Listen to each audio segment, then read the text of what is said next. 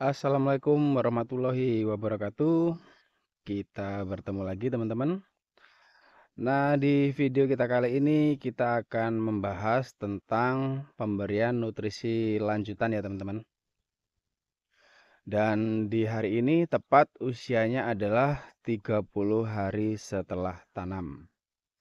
Nah, kita cek dulu kondisi tanamannya. Di sini tanaman menunjukkan sudah masuk masa generatif awal ya teman-teman, dengan adanya bakal bunga atau buah teman-teman. Sama yang lain seperti ini juga. Dan sudah banyak ya teman-teman ya. Sudah banyak yang pecah cabangnya ya. Baik di sisi kiri, sisi kanan. Nah, kalau untuk yang bagian sini itu lebih lambat pertumbuhannya karena dia kurang sinar matahari, beda dengan yang di sebelah sana. Ini kan ketutupan dengan karet cahaya mataharinya. Nah, di usia 30 hari setelah tanam ini teman-teman, untuk tinggi tanaman itu rata-rata di 50 cm ya teman-teman ya. Nah, ini kita ukur satu jengkal saya ini 23 cm. Nah, kemudian dua, kemudian lebih sekitar 3 sampai 4 jari. Nah, itu rata-rata pertumbuhannya itu di usia 30 hari setelah tanam itu tingginya mencapai 50 cm. Nah, untuk nutrisi di usia 30 atau generatif awal ini teman-teman, itu kita merubah nutrisinya ya. Merubah nutrisinya. Yang kemarin kita menggunakan NPK, kalsium nitrat, dan magnesium ya teman-teman ya. Nah, ini kita rubah untuk saat ini. Yang kita gunakan itu adalah pupuk MKP sebanyak 500 gram teman-teman. Kemudian pupuk KNO3 ya, itu sebanyak 500 gram. Kemudian kalsium nitrat sebanyak 500 gram. Kemudian magnesium sulfatnya sebanyak 50 gram. Nah, itu untuk 200 liter air ya teman-teman ya. Kita larutkan di 200 liter air, kemudian kita kocorkan untuk 1000 lubang tanam, yang satu lubang tanamnya itu isi 2 batang. Nah, atau bisa dikatakan untuk 2000 tanaman. Nah, jadi total pupuk yang kita gunakan itu adalah 1,5 kg ya. 1,5 kg lebih 50 gram teman-teman, magnesium sulfatnya. Nah, kita sudah tidak menggunakan NPK sebanyak 1,5 kg. Karena apa? Karena saat ini sudah masuk masa generatif awal. Kemudian saya juga tidak ingin tanaman itu terlalu tinggi ya teman-teman ya. Jadi saya inginnya itu tanaman itu mekar teman-teman, tidak tinggi gitu.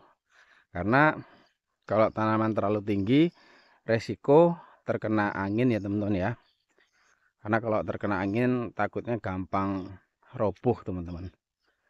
Makanya kita tidak menggunakan pupuk NPK lagi. Jadi pupuk NPK itu kita hanya gunakan dari usia 5 hari sampai 25 hari setelah tanam, atau kita gunakan sampai mulai masuk generatif awal ya.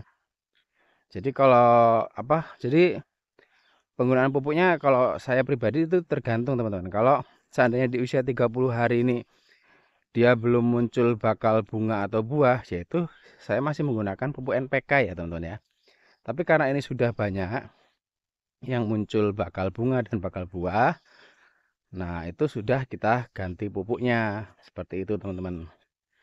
Dan kemudian ketika masuk masa pembungaan dan buah, itu pemupukannya kita buat 10 hari sekali ya teman-teman ya. Nah, kalau yang kemarin itu kan kita buatnya 5 hari sekali ya. 5 hari sekali kita kocor, 5 hari sekali kita kocor. Nah, kalau untuk sekarang itu kita kocor, nanti kita kocor lagi itu jaraknya 10 hari teman-teman. 10 hari, setiap 10 hari sekali kita kocor. Tujuannya apa? Tujuannya agar tanaman tidak terlalu stres kebanyakan pupuk ya, karena ini sudah bukan masa pertumbuhan lagi. Jadi kita nggak pemberian pupuknya itu nggak terlalu rapat ya teman-teman ya. Nah, kalau untuk yang di sini teman-teman, yang di daerah yang terkena sinar matahari, pertumbuhan tunas air, kemudian untuk tinggi tanaman itu sebenarnya nggak terlalu tinggi seperti yang di sana ya, yang ketutupan eh, pohon tanaman karet ya teman-teman ya.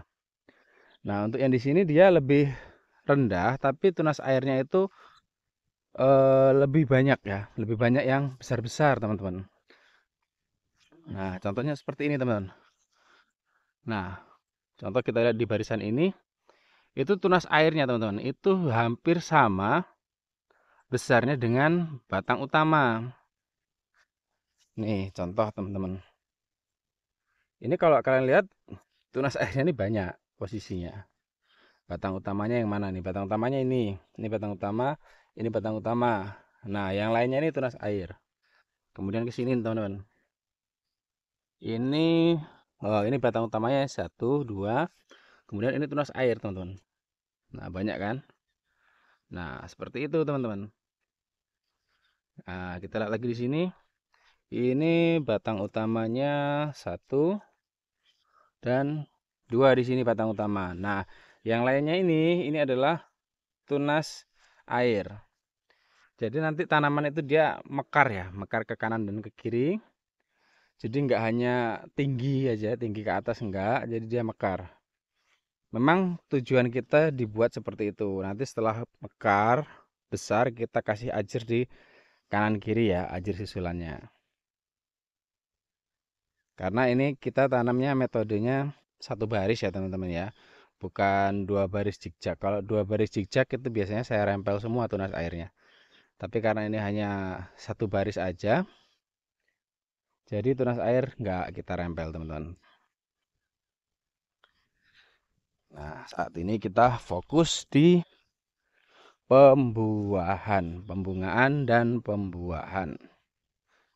Dengan harapan nanti bunganya itu banyak yang nyantol, teman-teman. Bunganya banyak yang nyantol, kemudian buahnya pun juga banyak yang jadi ya, otomatis teman-teman.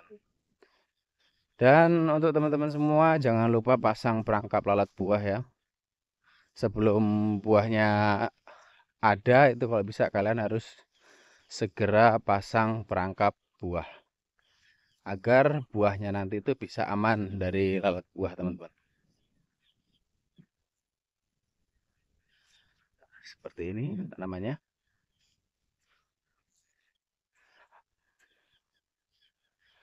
Oke ya teman-teman ya, cukup jelas videonya. Nah, semoga bermanfaat untuk teman-teman semua. Tolong bagikan ke teman-teman kalian yang lain, biar teman-teman yang lain juga tahu apa yang kalian ketahui. Oke, jika ada saran atau kritikan atau masukan, bisa tulis di kolom komentar. Jangan lupa sholat 5 waktu karena itu yang paling penting.